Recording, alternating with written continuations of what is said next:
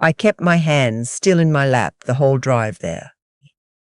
My daughter was in the passenger seat, talking about the centerpieces, about whether the florist had remembered to use the ivory roses and not the cream ones, because apparently there is a difference, and it matters enormously when you are 29 and it is your wedding day. I nodded. I said the right things, and I watched the highway signs for Barry pass by one after another, and I thought, just get through the morning, just get her to the church. Her name is Lily. She has her father's eyes and my stubbornness, and she has spent the last 3 years completely certain that the man she was about to marry was the one. His name is Garrett. He came into her life through a mutual friend at a cottage weekend up near Muskoka, and within 6 months he had moved into her condo in Toronto, and within a year he had proposed. I liked him well enough at first. He was charming in the way that makes you think you are the one being charmed, which I have since learned is a skill, not a quality. But I am getting ahead of myself. The church was St. Andrew's Presbyterian, a stone building on a quiet street that Lily had chosen because of the light through the windows in the afternoon. She had shown me photographs. She had described the exact color the sun made when it came through the glass at 3 o'clock, this amber warmth that she said felt like being held. I remember thinking that was a beautiful way to describe a room. I remember thinking she deserved to be held like that. We arrived early, which was my doing.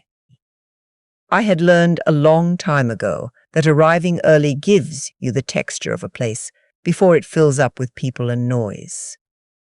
My late husband Bernard used to tease me about it. He would say I was casing every room I entered, like a detective who never solved anything. He was not entirely wrong. The coordinator, a small, efficient woman with a clipboard and a headset, directed me to the family waiting room off the main hall, a narrow space with cream walls and 2 velvet chairs and a window that looked out onto the parking lot. Lily went with her bridesmaids to the bridal suite, down the corridor. I kissed her cheek and told her she looked like something out of a dream, which was true, and then I watched her disappear around the corner in all that white, and I stood there for a moment in the hallway, by myself. I should have gone to the waiting room. That was the plan. But the flowers I had ordered as a surprise, a small arrangement for the end of Lily's pew, something Bernard would have wanted, had not been delivered to the right spot, and I went to find the coordinator to ask about it. She was not in the foyer. She was not in the hall. I followed the sound of her voice toward the back corridor that ran behind the sanctuary, the one marked with a sign for the groom's suite and the sacristy. I turned the corner and I stopped. I stopped because I heard Garrett's voice, low and amused, and then a woman's voice. His mother, Beverly, and the two of them were laughing in a way that had nothing to do with a wedding morning. I stood behind the half-open fire door. I did not move. I am not certain, I breathed. She doesn't even know what she signed, Garrett said. Of course she doesn't, Beverly said. She trusts you. That's the whole point. The financial advisors is already set up. Once we're married 60 days, the joint account triggers and everything she has rolls into it. The condo, the investments, the RRSP she's been building since she was 22. He paused. I heard the sound of ice in a glass. Her mother's money is the bigger prize, though. Old money. Bernard Ashworth left her the whole estate. The woman's sitting on close to 2 million. Easy. Does she know? You know that, she told Lily. Lily told me. He laughed, and it was a light, easy laugh, the kind you use when something is simply too simple to be interesting anymore. I just had to wait for the right time to ask the right questions. Beverly made a sound of approval, low and satisfied. Your grandfather would be proud, as long as the old woman doesn't get in the way. She won't. She's sentimental. She wants her daughter to be happy. That type is the easiest to manage. I do not know how long I stood there. Long enough for the ice to settle in his glass again. Long enough for Beverly to start talking about which of Lily's friends might be worth getting close to for future opportunities. Long enough for the entire shape of the last 3 years to rearrange itself in my mind into something I recognized and hated and had not seen coming. I walked back down the corridor. I walked slowly, which was harder than it sounds. My legs wanted to go quickly. My chest wanted to do something loud and irreversible. But I walked slowly because I needed to think, and I cannot think when I am moving quickly. Bernard knew that about me too. He used to say I was the only person he'd ever met who thought better at a crawl. I found the waiting room. I sat down in one of the velvet chairs. I looked at my hands. The ceremony was 45 minutes away. I thought about what I knew. I thought about what I could prove. I thought about what I could prove. I thought about my daughter's face when she talked about the light through the windows, and how she had spent months planning a life with a man who had spent those same months planning something else entirely. I thought about my husband Bernard, who had worked for 31 years and left me something I had never once thought of as a target. I thought about being described as sentimental and easy to manage, and I thought, not today.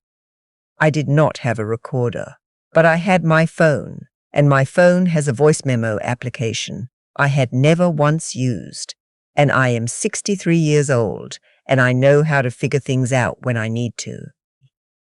I opened the application. I pressed record. I put the phone in the breast pocket of my blazer with the microphone facing out, and I went back to the corridor. They were still there. Garrett was describing the specific wording of the document Lily had signed.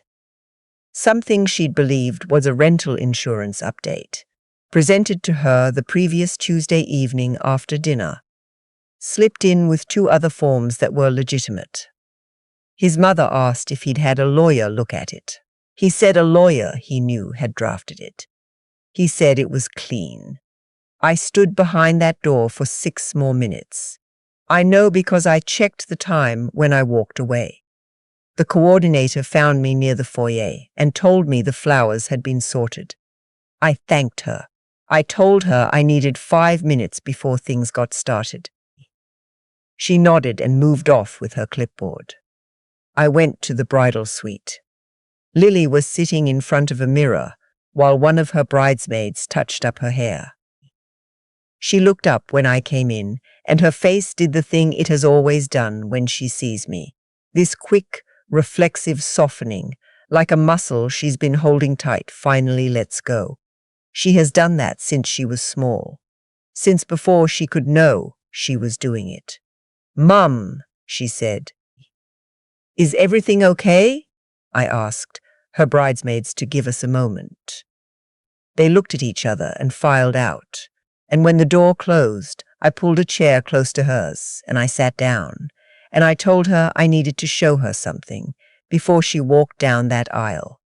She didn't say anything for a long moment after I played her the recording. She sat very still. Her hands were in her lap, and I watched her face move through things I didn't have words for. Disbelief first, and then a terrible, clarifying recognition, and then something that wasn't quite grief and wasn't quite anger, but lived in the same neighborhood as both. "The document from Tuesday," she said finally. "Yes, I thought it was for the tenant insurance on the condo." "I know." She looked at the mirror instead of at me. She looked at her own reflection for a long time. "He sat across from me at dinner that night," she said. "We had pasta. He told me about a podcast he'd been listening to. He poured me wine."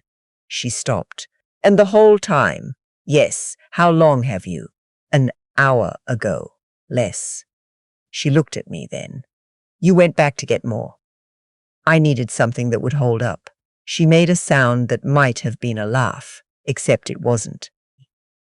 She put her hands flat on the table in front of her, on either side of the mirror, and she looked at her own face, and I watched her decide something. I have watched Lily make decisions her whole life. She is not quick about them, but she is thorough, and once she has decided, she does not revisit it. She reached up and unpinned the veil. She set it on the table in front of her very carefully, like it was something that deserved to be placed gently even now. Then she looked at me in the mirror. "I want to go out there," she said. "Okay, I want to go out there, and I want him to be standing at the altar, and I want him to see me walk in." I waited. "And then I want to say what I need to say in front of everyone he invited, including his mother." I looked at my daughter in her dress, with her hair done and her veil on the table, and I said, "Whatever you need." She stood up. She smoothed the front of her dress. She looked at me with those eyes that are so much her father's that sometimes it knocks the air out of me, and she said, "Come with me." We walked out together. The church was nearly full. I could feel the shift in the room when people saw us. The small collective realignment that happens when something is off script. Garrett was at the altar, and he turned when he heard the doors, and his face arranged itself into the expression of a man watching something beautiful arrive. He was good at it. I will give him that. Lily walked up the aisle without music. She had not asked anyone to start it, and the organist, sensing something, had not begun. The silence was extraordinary. I have been in that church on 2 funerals, and I have never felt a silence like that one. She stopped at the foot of the altar. Garrett's smile shifted. Just slightly. Just enough. "Lily," he said, "you look." "I found out," she said. The silence got deeper. "I found out this morning what you signed my name to, and what you planned to do, and what you said to your mother an hour ago in the back corridor of this church." Her voice was even. She had her father's voice too when it mattered. Low and exact, the kind that doesn't need to be raised to fill a room. "I have a recording." Beverly, in the front pew on the groom's side, stood up. "Now just a moment. Sit down." It was not a request. It came from Lily, and it came from me at almost the same time, and Beverly sat down. Lily looked at Garrett for another few seconds. He said her name once more, quietly, the way he had likely practiced for scenarios where sincerity might be required. She turned away from him, and she took my arm, and we walked back down the aisle together. And the doors of St. Andrew's Presbyterian opened into the afternoon light, which was not amber, and warm the way she had imagined it. But it was real, and it was ours, and we walked out into it. We sat in my car in the parking lot for a while. Neither of us spoke right away. Lily had her shoes off and her feet on the dash, which she has done in my car since she got her legs long enough to reach. And I had the windows down because it was September, and the air still had that particular edge to it. Not quite summer, not quite fall. The thing in between that only lasts about 2 weeks and always catches me off guard. "He called it an RRSP," she said after a while. He knew exactly what I had in that account, down to the year I opened it. I know, I told him that story. About opening it the month after my first real job because you told me to. She looked out the window. I thought he was listening because he cared. I did not say anything. There was nothing to say that the silence wasn't already saying better. "I need to call someone," she said. "A lawyer. I can help you find someone. Monday, today." "Today," I agreed. She was quiet for another minute. Then she said, "The flowers were beautiful, by the way. The ones on the pew." I looked at her. I saw them when I walked in. I knew they were from you. The ivory roses. She paused. "Dad would have liked them." I had to look out the window for a moment. The parking lot was emptying slowly, guests filtering out in small clusters, some of them looking toward the car, most of them having the good grace not to.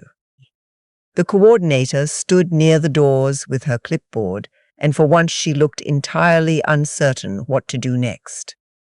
We called a lawyer that afternoon, a family and estate litigation lawyer in Toronto, a woman a colleague of mine had used years ago and trusted completely. Lily explained the situation. The lawyer asked 3 questions and said she had seen variations of this before, and that the document Garrett had presented as an insurance form was not legally binding as written, but that there were other matters worth pursuing, and that Lily should not sign or touch anything further until they'd spoken at length on Monday. Garrett texted Lily 11 times between 4 o'clock and midnight. She showed me 2 of them. They moved from explanation to apology to a third thing that was neither, something that felt more like pressure wearing a softer name. She did not respond to any of them. She blocked his number at 12:30 and slept in the guest room of my house in Collingwood, in the room where she'd slept all through high school, with the same quilt and the window that looks out at the back garden, and I sat in the kitchen for a long time after she went upstairs. I thought about Beverly saying I was sentimental, easy to manage. I thought about how that was not entirely wrong. I am sentimental. I do want my daughter to be happy. I do look at the ivory roses and think of Bernard. Those things are true, and I do not consider them weaknesses. What Beverly had misunderstood, what Garrett had misunderstood, perhaps from the very beginning, is that sentimental does not mean unobservant. It does not mean credulous. It does not mean you will stand aside while someone takes apart the life your daughter built. I have been widowed for 4 years. I have managed an estate, handled probate, navigated a tax situation the accountant described as complicated, with what I considered excessive enthusiasm. I have sat across tables from people who assumed that a woman of my age, on her own without her husband, did not fully understand what was in front of her. I have learned to let them believe that, right up until the moment it matters not to. The Monday call with the lawyer lasted an hour and 40 minutes. By the end of it, we had a plan. The fraudulent document was addressed. There were other steps, careful and deliberate, that I will not detail here, except to say that they were taken, and that they held, and that Garrett eventually understood. Through the specific, impersonal language of legal correspondence, that what he had attempted to do had consequences that outlasted the morning he'd spent laughing in that corridor. Lily was not fine right away. I want to be honest about that. She had loved him, or she had loved what she had believed him to be. And those 2 things are different, but the grief of the second is not smaller than the grief of the first. She cried in my kitchen. She went back to the condo and packed his things herself, which I offered to help with, and she declined because she needed to do it herself, and I understood that. She was angry for a while in a way that had nowhere clean to go. She had good days and then days that were not good, and she called me at hours that I was always awake for, and I always answered. What I remember most, though, more than the corridor, more than the church, more than the parking lot in the September light, is what she said to me about 3 months later. We were having dinner at my house, just the 2 of us, and she was telling me about something funny that had happened at work.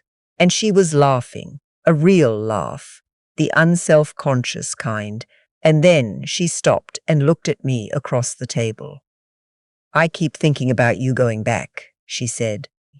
Going back where? To the corridor. With your phone? Getting more, she shook her head slowly. Most people would have just come and told me what they heard. Most people don't have an accountant who spent 2 years explaining to them what holds up and what doesn't. She smiled. That's not why. She was right. That wasn't why. I went back because I wanted her to hear it herself. Not my summary of it, not my interpretation of it.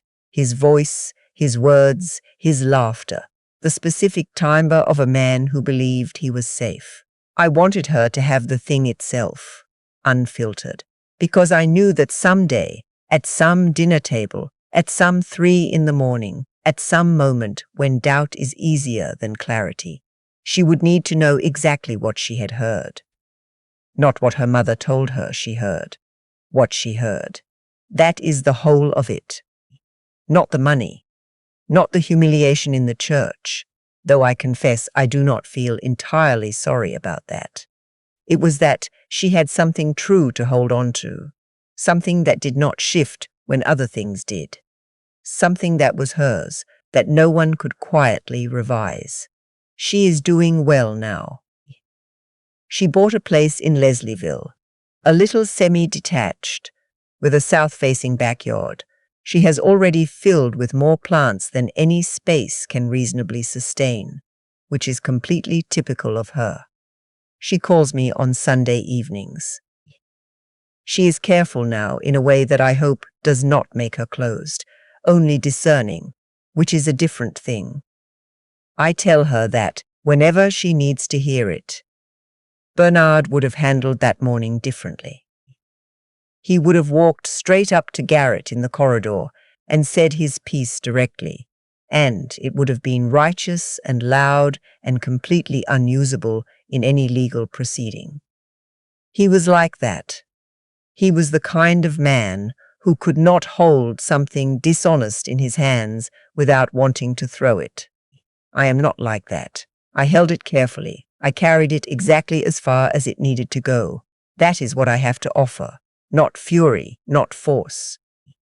Just patience and attention, and the understanding that sentimental women who arrive early and walk slowly and know how to use the voice memo app on their phones are not, in the end, easy to manage at all.